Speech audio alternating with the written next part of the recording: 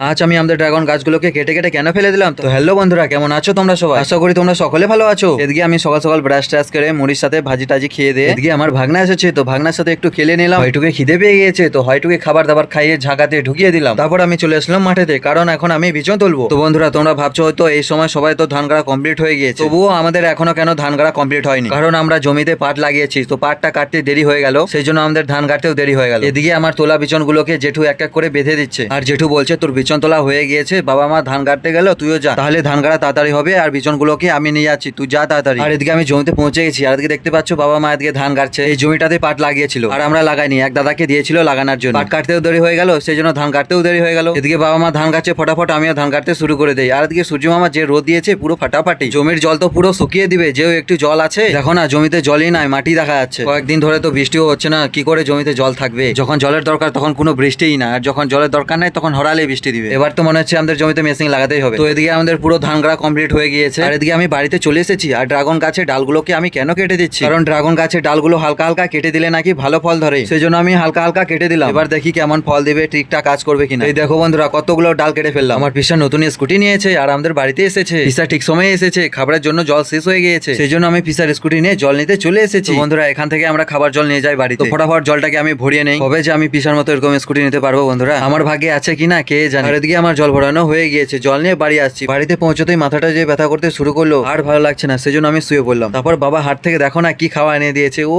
সিঙ্গারা মিষ্টি এনে দিয়েছে, পুরো পকাপক মেরে দিলাম।